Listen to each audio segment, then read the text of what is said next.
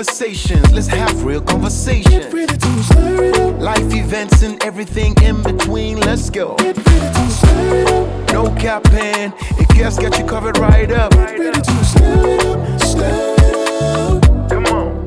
Get ready to stir it up. Hello, welcome to Stir It Up. Today I have Mr. Samiri Afi with me. He's a clinical psychologist, and I will allow you to introduce yourself. And whilst you're at it, tell us a fun fact or two about yourself. Okay, thank you very much. Thank you for having me. You're welcome. It's a pleasure. Yeah, as you mentioned, my name is Samiri Afi, and I work with the Agape Municipal Hospital. Okay. And I'm a clinical psychologist, basically helping the patients and the people who come to the hospital deal with their mental health and emotional challenges they may have. Yeah, I also have passion for rare diseases. Okay. And so, Rare diseases like? Yeah, so basically when we talk about rare diseases, we are talking about diseases that are not common. And so there are about 7,000 rare diseases. And I spend a good number of my time working on those conditions and helping families navigate through the healthcare system and advocating for them. So that's the other thing I do. I like to farm. So I consider myself a farmer too. What are you farming these days?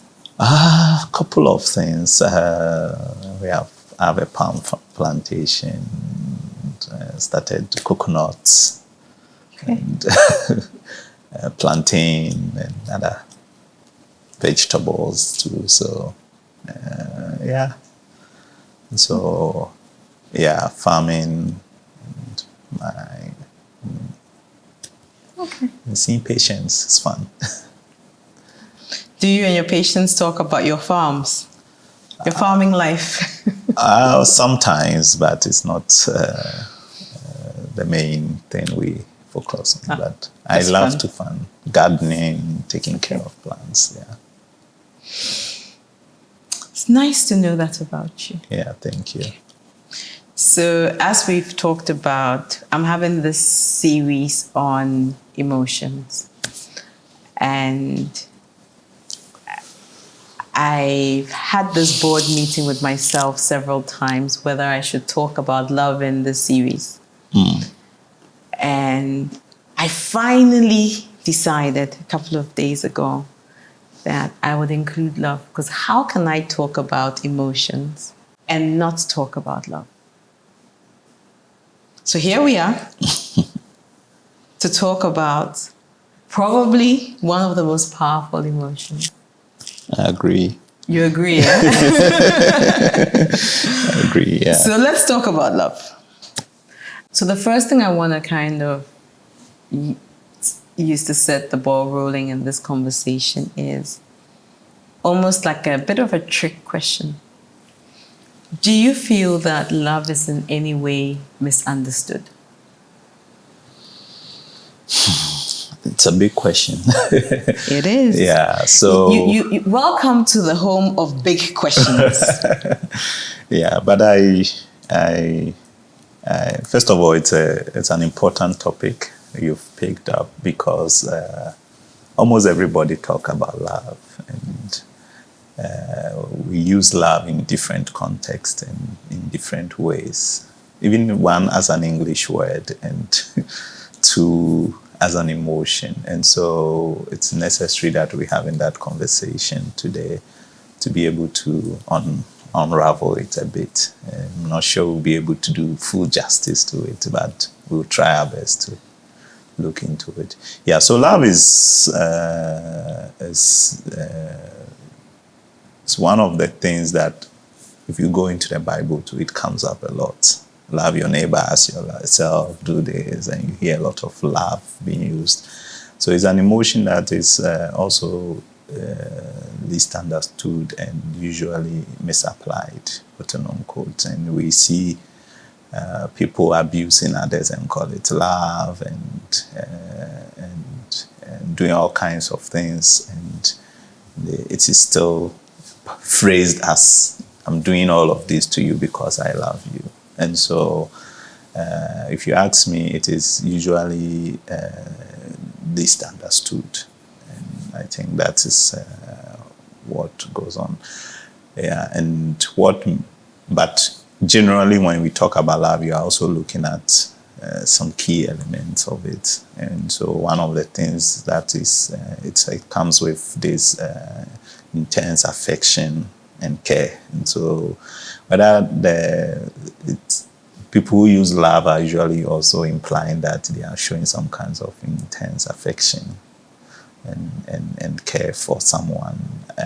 They also, it has some element of altruism or selflessness. And so when people use love, they're also talking about the fact that they care beyond themselves. Okay, and so they have some altruistic tendencies in there. And there's also this intimacy that is associated with love. When we say we love anything, we want to show some sense of intimacy to it. So we want to get a bit closer to whatever we love. And that's also something that we need to understand when we talk about love. Another thing is also the fact that it's not a static emotion. It's not something that stays the same. And so it changes over time and within the context and situation and the object that you are applying the love to. So that's why you can love something intensely now, and in a couple of months you might not feel that intensity. Exactly. That same intensity. Exactly. So, and then at the same time you might feel a bit wishy-washy about something now. And then a couple of months later you might feel a stronger attachment to that thing. Yes. Right? So yeah. And then the other thing to know about love is that on the extreme side that you talk about love, there's also the other side of it, of hate, that can also happen at the same time. Okay. And so you can love someone and hate something about the person, within that same situation. Yeah. So it's usually confusing because the person says they love you and they are talking about something that they hate also, and like you don't understand it, but it can actually coexist with it. I think recently in a lot of the conversations we've had, we are realizing that two opposite thoughts can coexist in the same situation. Exactly. So it's not unusual to hear you say what you're saying, where two things that you think should not be able to coexist in the same space are coexisting in that space. Yes. Yeah. Yes. Okay. So as I was doing research for this, I realized that there are different types of love. And I've always known this, right? Mm-hmm. So I wrote a couple of them. And so that it's not like I'm doing a test or an examination, I'm going to read a couple of the definitions out. Okay. And then you can tell me in your clinical experience how that shows up, right? And if there are any learnings that you've come across in your clinical experience in relation to these different types of love. And we'll talk about each of them quite briefly. Okay. So the first one that jumped out was philia. That's what it's called. And it says affectionate love, a deep friendship. It's characterized by mutual respect, shared values, and a sense of camaraderie. Mm-hmm. So what is that in our everyday life? What's that kind of love? Yes, so we are talking about love that is built on mutual respect. So usually that exists when you have friendships. You know, you value the friendships. There's a sense of importance you give to it, and you are not basically taking it for granted. Do you get it? And so ideally that's like the kind of ideal that we want people to also get to, because you want people to respect each other when they are in that space of love. And so that like it's a very unique kind of love that you see in sense that the key variable is that it's a love that is built on respect for each other. You value each other the same. You don't look down on the person. You don't mistreat the person, or you don't think yourself as more important in that relationship. And whatever you do it with a sense of thoughtfulness and some kind of empathy, because you think about the other person in the context of your actions and your behaviors and how it impacts on the other person. And so that's more like an ideal kind of love that everybody would want to experience. The next one was agape, which I think we've all heard about at some point in time. Mm-hmm. And it says, selfless, unconditional love. This type of love is often associated with altruism and spiritual love, such as the love for humanity or divine love. Mm-hmm. Yeah, so for Christians and other people who are very of faith based, this is one of those that the scriptures has preached a lot about in terms of making sure the love you share is not based on conditions, and so it's not based on whether you are going to get something in return, or it's not going to be based on the benefits you gain from that kind of love. You just show it because it's your core responsibility or mandate as a faith-based person. And so that's more like it comes in, and that's why it's coming from an altruistic point of view, that nobody is forcing you to love. It's a mandate. It should come in natural because you have also been born again. So then there was storge, or familial love, the love between parents and children, or among family members. It's a natural, often unforced love that's built on familiarity and dependability. Yeah, so you can understand this one more from siblings, okay? Because your sister or brother can really piss you off, but you still have them.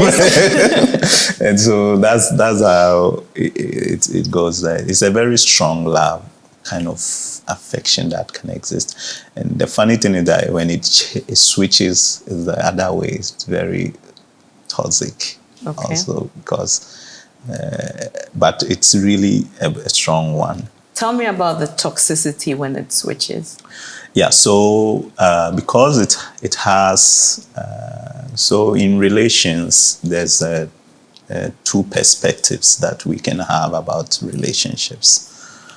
One is having what we call the ontological belief about a relationship that you can't do anything about. Okay. You just are going to be in by virtue of your connection. The way I'm stuck with Z and I can't do anything about it. Yeah. So you have your children, you have your family, and you can't do anything. Whether you like it or yes. Yeah. You can't do much about it. And then you can have the value belief. Okay. And so in relationships where you have value belief, you can opt out. Yeah. Okay. So even at work, if you think your work is not going well, you just opt out. Yes. And people, even in Ghana, they travel and say they don't want to be Ghanaians anymore. And they opted out for being. Considering the situation. And so you find that kind of, and so this particular one is tied to your ontological belief. It's something that you can't do anything. So if the relationship has now turned to hate, and in the Akan language they will say Abu Bekawana. So please get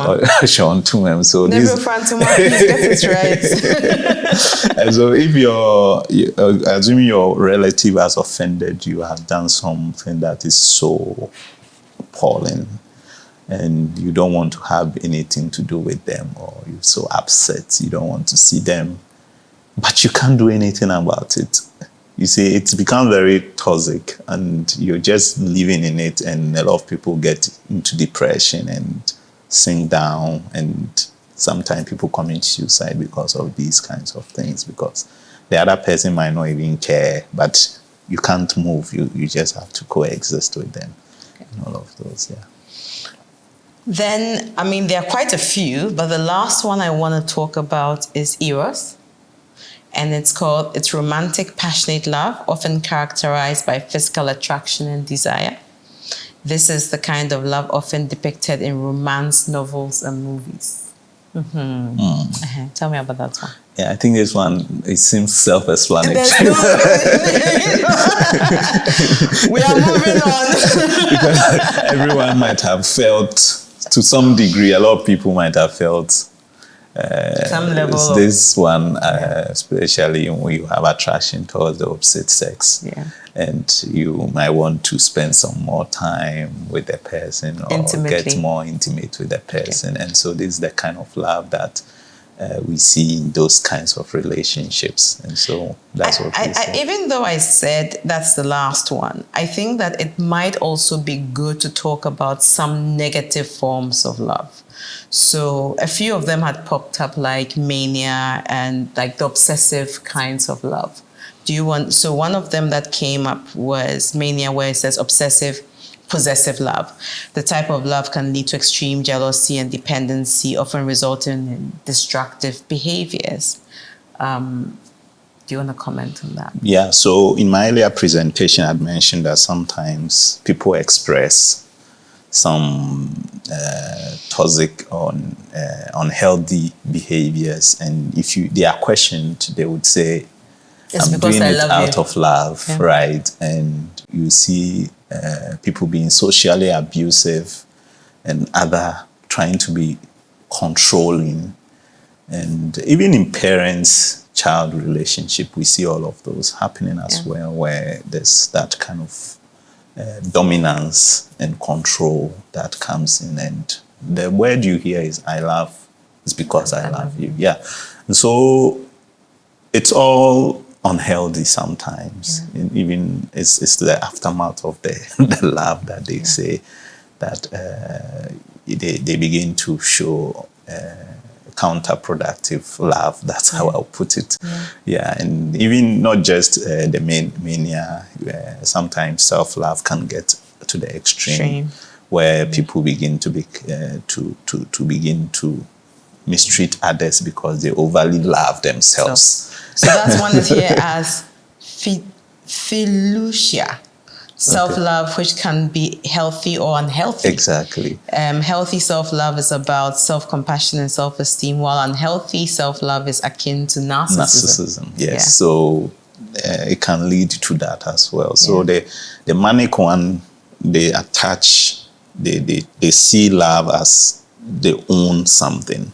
Yeah. And so there's a possessive piece of it that they want to control. They have dominance over that.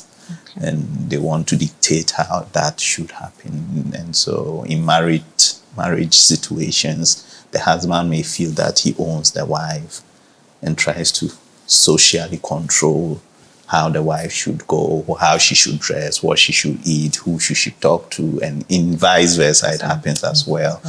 Parents, a child, you are my child, do what I want, go, like that relationship also. You see that coming in, and it's all demonic aspects of it. Okay. So the last one is unrequited love. Love that's not reciprocated or returned.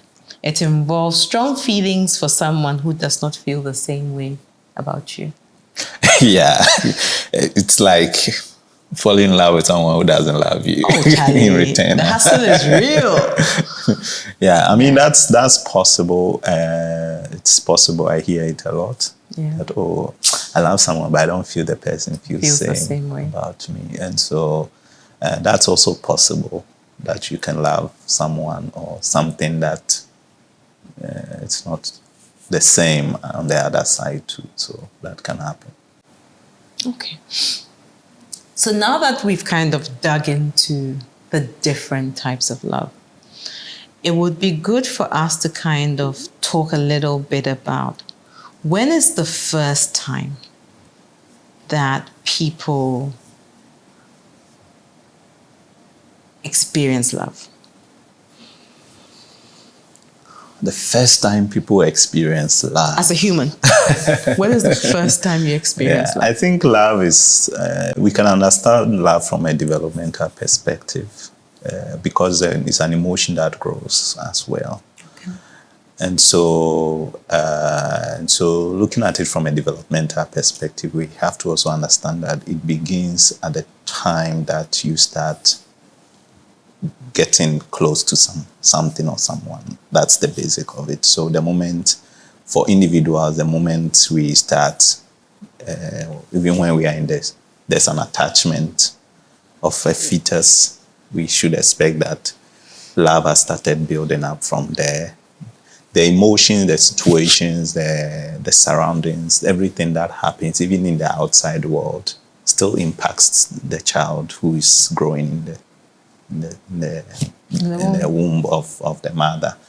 And then when they come, then it continues. Okay, so the environment begins to now also show them love. Okay. When a woman gets pregnant, it's important that she's aware that what's happening around her is impacting. She's aware that what's happening around her is impacting her baby. Exactly. It has a strong influence on and the her baby. mood and how Everything, she's feeling everything. and how she's treated and all of those Everything things have an impact has an on her impact. baby. Yes, to the extent that even in the physical, in the medical sense, sometimes it depends on the stress levels of the mother. The child may come up with congenital anomalies. Okay. Do you get it? Yes, And I so if you can actually see it in that physical form, then it can really have an impact also in terms of the emotional aspect and the development of the brain, actually. Wow. So, you've been born. Yeah. You experience love in the Beginning from the womb. from the womb, and you've been born, right?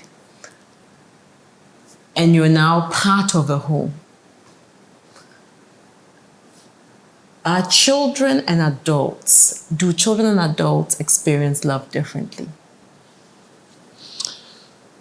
The experience, I may not be sure, but the understanding might be different, quote unquote, because of the maturity that comes with aging. And but how we will perceive love may differ. Yes. Do you get it? In I get terms of the age. So for a child, maybe if you send them out to play on the playground and spend more time with them, they value that. So they in that sense, they are translating time as love. As love. Do you get it? Or showing up at the PTA. Presents. Okay. Buying them a new shoe. You get it. Yeah. And so they might not require other things that maybe an adult will also be saying, provide for them. And in that sense, okay. And so it might be the same, but the presentations might differ because of the age difference. But the language might still remain the same in terms of expectations. You've dovetailed nicely into my next question, which is around love languages. Okay. So I think we all know what the 5 love languages are. Acts of service, gifts, quality time, physical touch. It's the last one. Words of affirmation. Words of affirmation, right? it would be good to understand your perspective on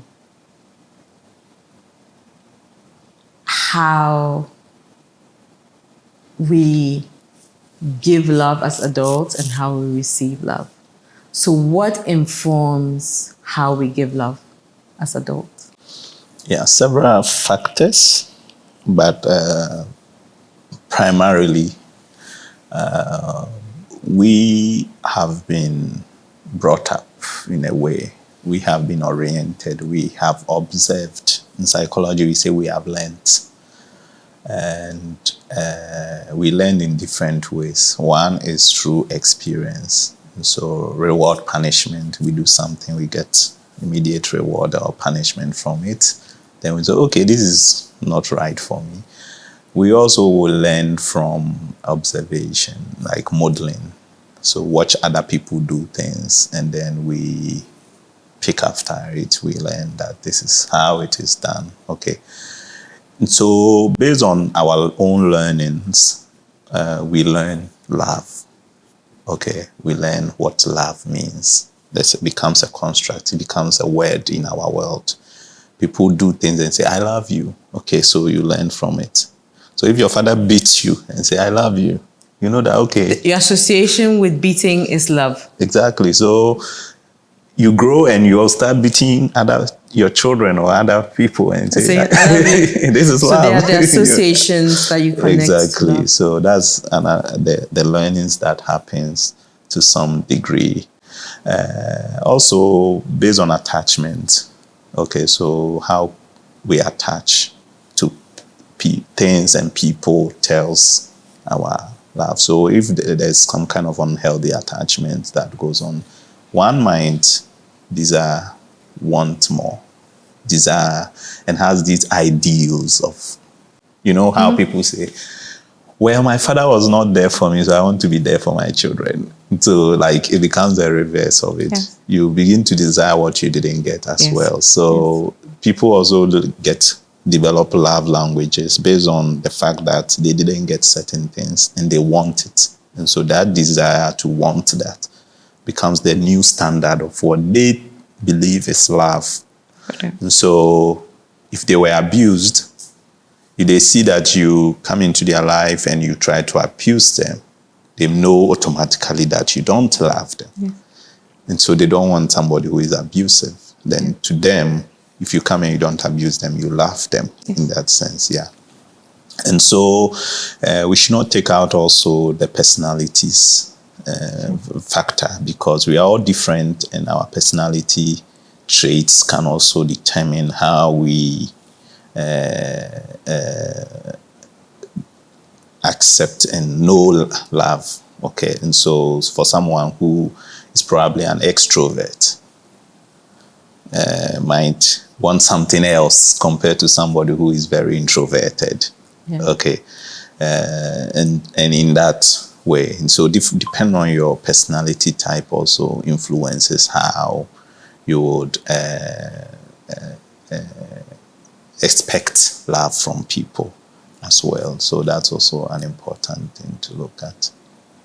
Let's drill down a little further. Let's say my love language is acts of service and quality time. And that's how I experience love. It's very likely that I will show love in that way. Is that the right thing to do? I would say it is the easiest thing to do. It's the easiest thing to do because it might come very natural. You don't feel forced to love.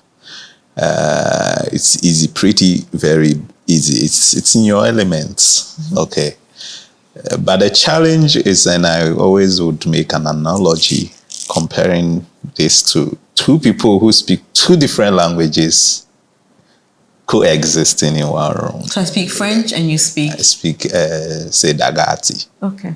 I want to speak French. Yes, and I speak Dagati, and you have no idea what I'm but we are expecting to communicate and get things done. That's right? a good analogy. And so I'm here just saying, hey, bonjour, and you have no idea what I I'm don't know saying. what you're saying. And so that's the same thing. And so you are speaking, you feel you are saying everything I need to know, but I'm not getting it. Yeah. And I'm not responding. And I'm not actually delivering what you want me to deliver. The reaction, I Yes. expect.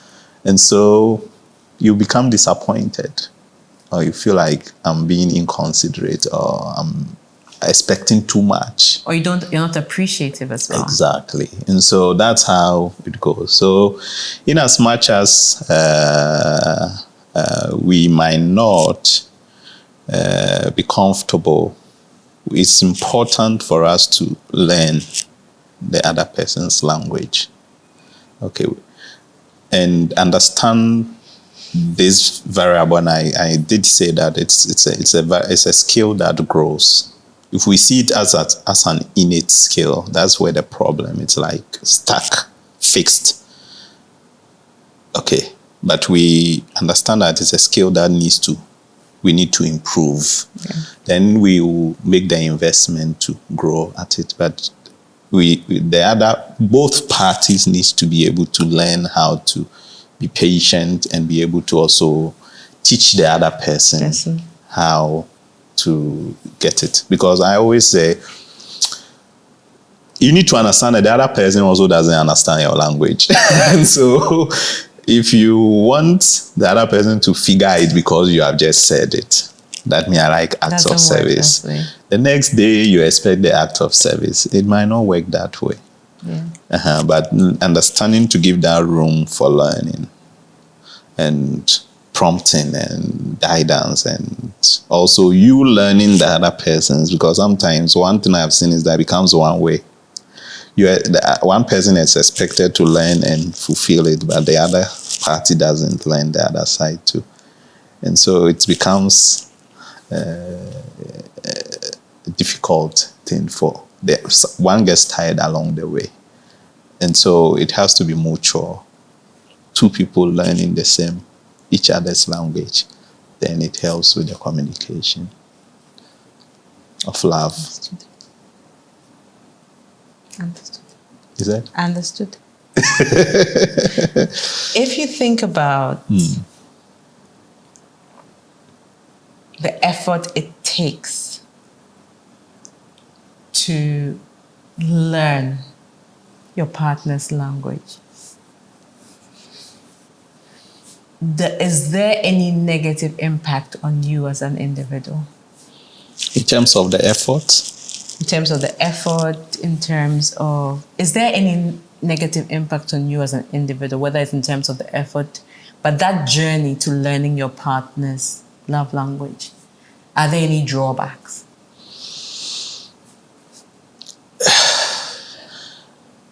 So, if both parties are learning the language, each other's language, then there isn't much drawbacks, because your needs are going to be met and the other party's needs are going to be met as well. Okay. So there will be little drawbacks. Okay. But if it's only one way, then that's where the drawbacks is, because one is going to be neglected. Okay. One will neglect themselves and try to learn the other person's language. Will be more fluent in speaking your language. Dagati or French. So you are speaking Agape, imagine. And I'm not speaking French, and I'm never learning how to speak French. You've not bought the book. I'm not bothered. You've not subscribed to Duolingo. I have no interest in French. Will you be happy? No. Exactly. So you realize that you are more comfortable with my people. But I'm not coming to you. I'm not going to your space. I'm not doing anything in your space. You are only participating in things I like because I get to tell you things I like. But you're not communicating what you like, and I'm not getting it. I'm not ready to learn that. That becomes more like a relationship which is very biased to one side, or very one person is being very self-centered to some degree. And that, to me, is going to put a lot of burden or stress on one party. And then they might give up along the way, and there will be chaos. Okay. Yeah, and so it's necessary for both parties to learn the language of love. Okay. So I had in one of my seasons, one of my guests had talked about there are times when the other person's love language, he went into specificities, because a lot of the time when we talk about love languages, we talk about them very generally. So it's acts of service, right? Quality time. But he says, and we had several conversations about it afterwards. He says sometimes we need to drill down into what that actual love language pertains. So I think one of the things that had come up was, what if the person's love language is going to the club every night? And that's not what you want to do. So the quality time, the expression of the quality time is going to the club every night. So this is clearly probably unhealthy, right? Or an unrealistic expectation of the other party. Yeah. Do you get it? Yeah. So that is why there's that room for communication and negotiations that needs to go on. Okay, and so it's a skill that needs to be nurtured. Okay. Right. So you need to nurture it. So if you're uncomfortable, you need to know how to be assertive, for example, and know when to say, okay, at this point it's too much. Okay. Yeah.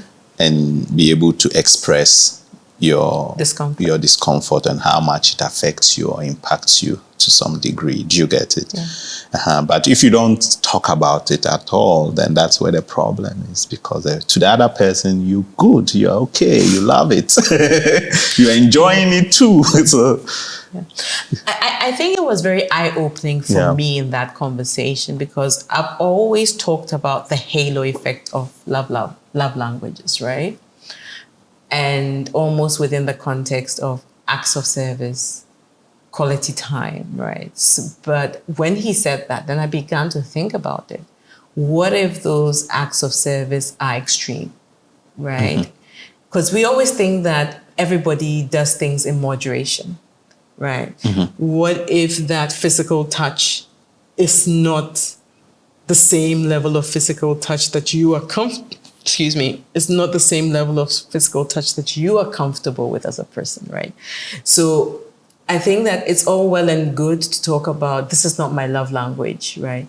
But there's also the added layer of being able to navigate the conversation, what that love language entails, and negotiating it and making sure that you are both comfortable with meeting each other's needs and finding the right level of compromise and maturity in some of those conversations. But I'd never thought about it that way. Yeah, I mean, that's the whole point. It's not habitual. It's not like... It's not a straight jacket. It's not a straight jacket. Exactly. And so...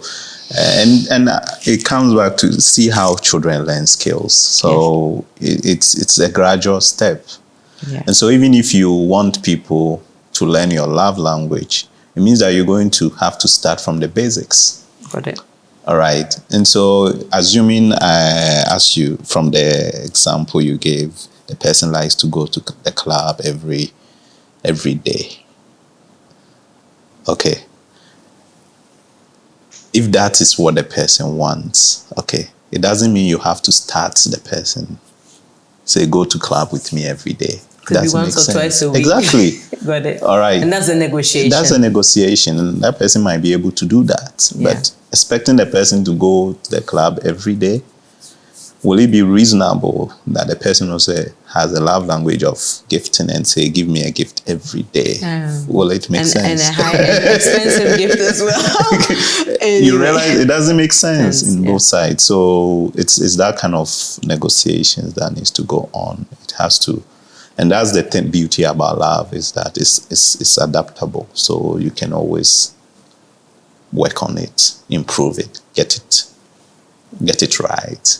And there's no, as I said, it's not fixed. It's not a crystal. Yeah.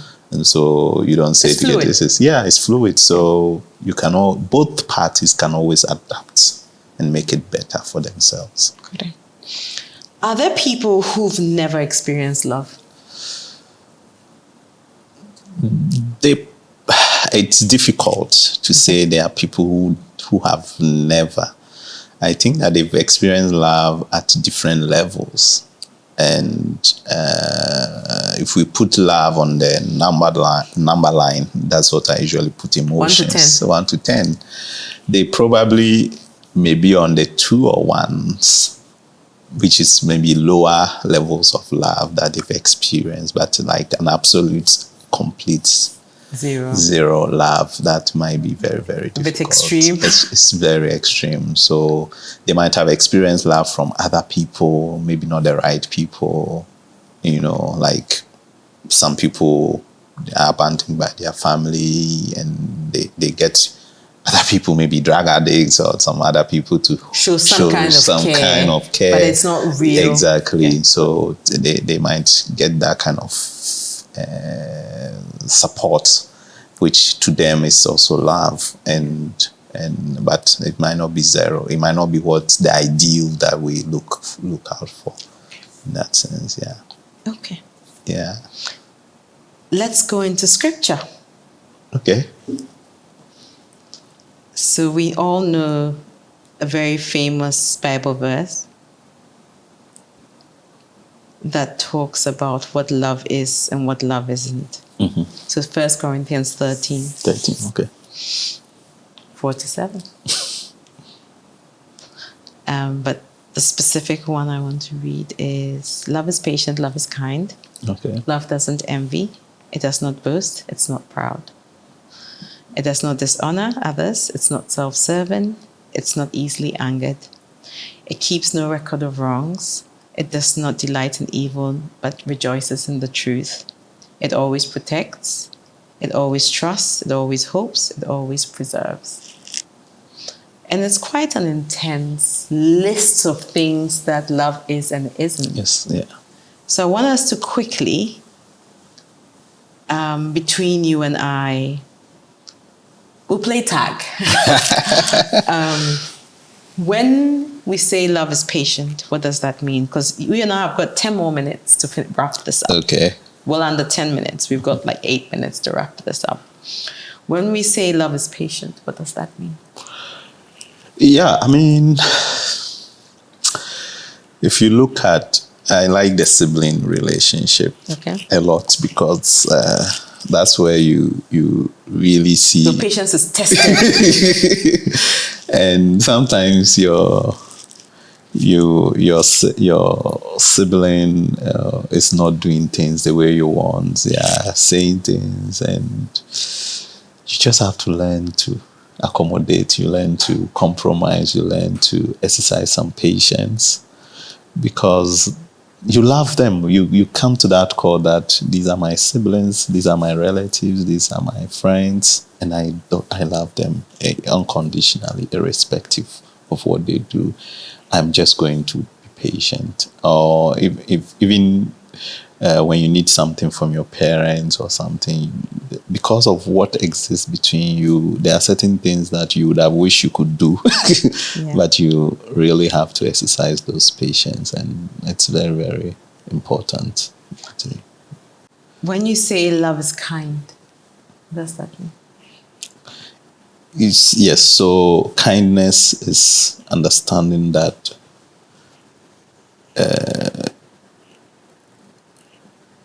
you don't want to hurt people. You don't want to inflict pain on them. Do you get it? Yeah. Even yourself. And so love is that when you get to that core that people don't need to suffer or go through. Because many times at the point you have to exercise kindness is you have an option to inflict pain to that person. There's always that point that you have an option. And we expect that because of love, because you care, because you are showing some altruism, because you are some affection, because you really have some intimacy towards something or someone. Because of that, you don't want to see them go through pains and suffering, and so you don't want to do that to them. So that's what it means. Love doesn't envy. It does not boast. It's not proud. Yeah, we talked about self-love that could get toxic and become narcissism.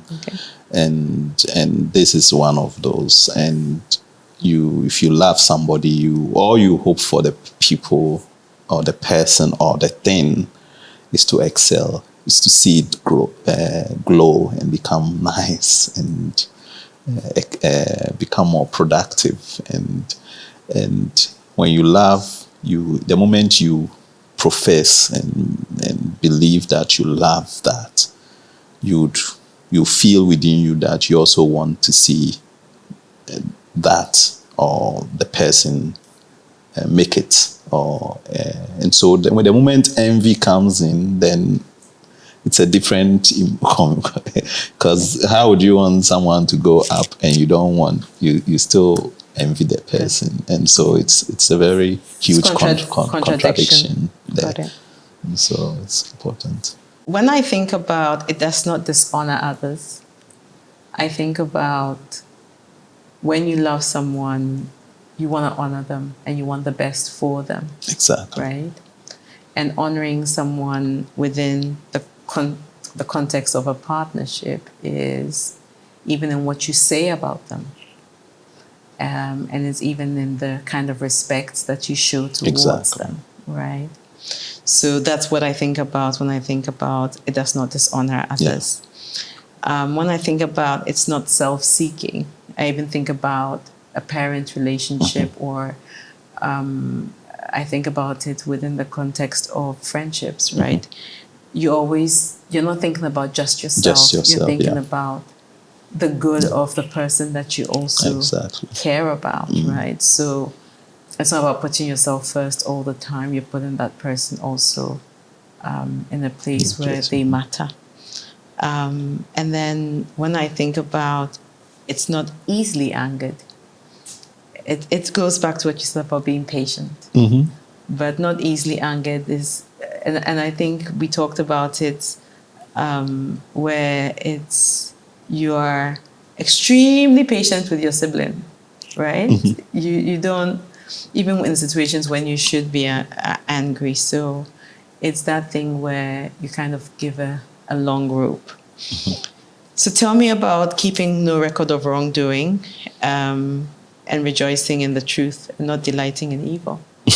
Yeah, so as humans, we are inherently keeping track of things. I mean, usually we want to play fair in many situations. You want to be able to put the cards and say, hey, you did that too. And I'm doing this. Score. Yeah, and so when it's natural, it's inherent as humans. But in the context of love, when you really love somebody, it doesn't matter whether they did the same thing 20 years ago. They've been doing it consistently. It's not enough. You have that patience to want to wait for that day that the person would not do that. And I always cite it from a parent-child relationship. We are more accommodating of our children. Exactly. So they can do all the crazy things in the world, but they are still your children, and you have that patience to want them to change. And so in the same way, we don't always have to drum it to the head of the person. You've been doing this, it goes, and you are constantly doing this, and you are not changing, and all of those. That might not be love. That might sound differently to the person. How about when it impacts you? When it impacts you, you accept. There's a way to do assertiveness, and maybe if we have time another time we can talk about assertiveness. But it's a whole skill. There's a way we communicate it. Right. Okay. Sometimes the way you are communicating is just trying to elicit guilt and shame in the person, not necessarily hoping the person changes, but you are just making the person feel bad. Yeah. And that is not healthy. And so that's kind of communication. It will not apply in the context of love, because when you love somebody, you don't want them to be feeling the emotions that you want them to feel. And so, Okay. So always trust, always hopes, always perseveres. I think that and always protects. I think that when you love someone, you protect them. You protect them from other people. You protect them from outsiders. You protect them from things that will harm them. I think that you trust them. And even though that can be hard sometimes, but you trust that they will do the right thing. You trust what they say. You hope. It always hopes for the best within the construct of that relationship, whether it's parent, child, or, intimate relationship, and it perseveres. Okay, perseveres means that against all odds we'll work together. I think the only resilience, more of the resilience piece of love. I think the only time I say I make exceptions is when it's harmful to self or to your mental health or to your well-being. Then I kind of pull the brakes. But I think that it's important to kind of work together. Yeah, and it comes back to the protection, because if you love somebody, you want to protect them. So if they are in a journey that is going to end up, you perceive a negative outcome by the end of the day, because you love the person, you want to prompt them and be able to help them or guide them to find a better strategy to that. You don't watch them go down the drain. Yeah, and so if people just motivate you, even though you are wrong, that means you have to question their love. Right, we've run out of time, but I'll do the myths quickly, and I think we just can say myth, reality quickly. Okay, so, and we never run out of time, but for today's been a bit tough, so yes. So true love should be easy and free of conflict. Is that a myth or reality? That's it. Okay. You can fall in love with someone instantly upon meeting them.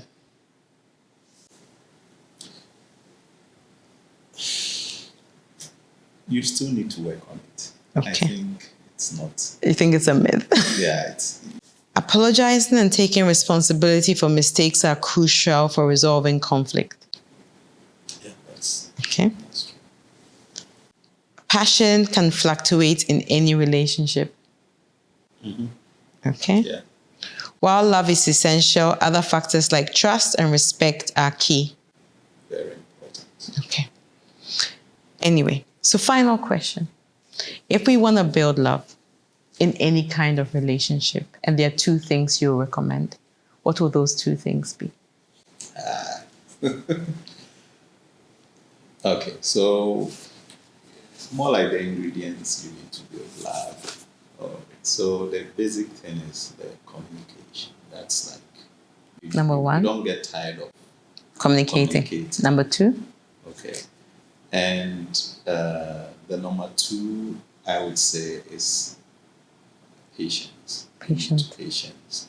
And, to grow it, it grows, and so you need to be very Patient. patient to grow it. Thank you. You're welcome. Thank you. I'll make you your cocktail. So this is to the fun time. I call it the fun part of this, where I made you a non-alcoholic drink. And the only requirement is you're supposed to taste it and tell me what's in it. Oh, okay. So let's kick it. So stir it up. Okay. Cheers. Cheers.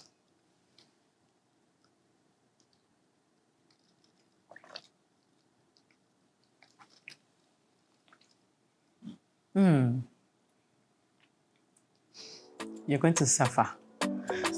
I know. I know when someone is going to suffer. Stir it up. Thank you so much for coming.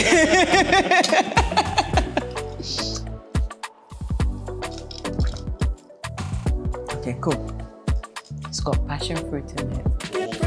You can taste it, can't you? Now you can taste it.